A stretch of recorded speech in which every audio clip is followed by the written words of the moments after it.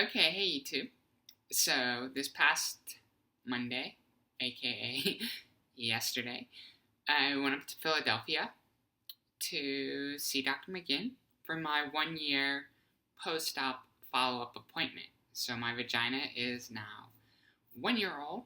Yay! Um, it seems like it was a lot longer ago than that I had surgery, and maybe that's just because the dilation, the recovery process has felt so long that maybe it seems like surgery was um, long further in the past than it was. Anyway, I walk into the doctor's office, put my feet up in the stirrups, spread, and the physician's assistant comes in and does my little checkup. So she takes basically a giant Q-tip, medical grade swab, and loops it up and then sticks it in to check depth. And as she's inserting it, she's like, "Hey, are you kind of tight, or have you lost depth?" And she measures it, and sure enough, I'm about half an inch shallower than I was post-op, or even maybe the last time I went in. And it's because there's a lot of tightness in the back of my vagina, where she's like pushing it, and she's like, "Do you have to push this hard when you're dilating?" And I'm like, "Well, no, not really." And she's like, "Because you should be." So basically I got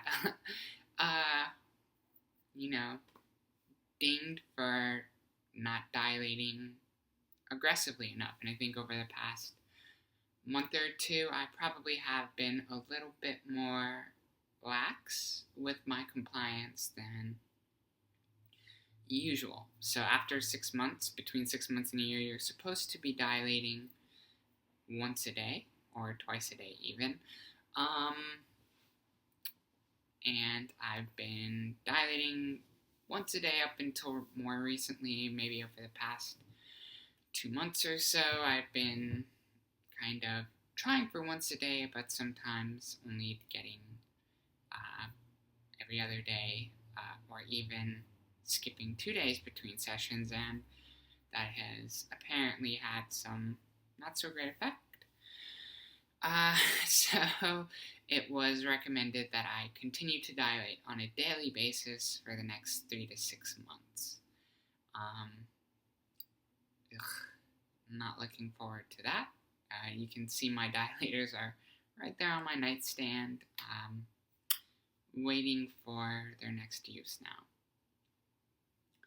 I was also prescribed estrogen cream to apply to the inside of my vagina in the back to help with the elasticity back there, to help make it a little bit stretchier, make it a little bit more accommodating, and I could potentially even gain some depth from what I had maybe sort of expected to have, assuming that I kind of keep up with dilating and, drive to depth and things like that. So I guess I need to be a little bit more conscientious moving forward when I'm doing that.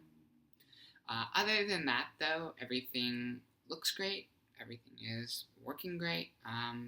Dr. McGinn came in after the PA, and I'm very pleased with the aesthetic results. I asked, if I were to seek a revision,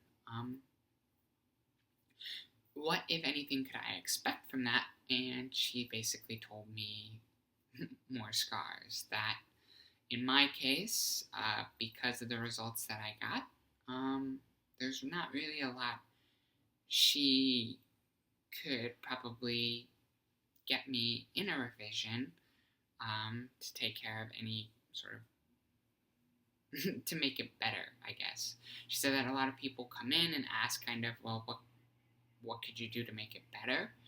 Rather than looking for specific things to fix. And the specific sort of things that I had are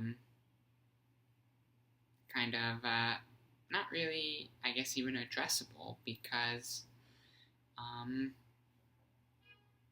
that's just trans anatomy. But that's okay. Like, I mean, I got great results. I'm happy with them. I tend to be a little bit of a perfectionist, and if you can get better, you would obviously look for that when you can. So, whatever, it's okay. And that's about that. I figured while I was there, I would also kill two birds with one stone and get my first breast augmentation consult, boob implants. And the doctor recommended 450 cc based off of my measurements. Under the muscle, kind of the breast fold incision, and I have to see if insurance will cover her because she's technically not in network. And for breast augmentation, there are people who are in network, so I'm not sure if I will be able to go see somebody out of network since there are people in. And given how much trouble I had with insurance before, I'm not sure if I even really want to pursue that.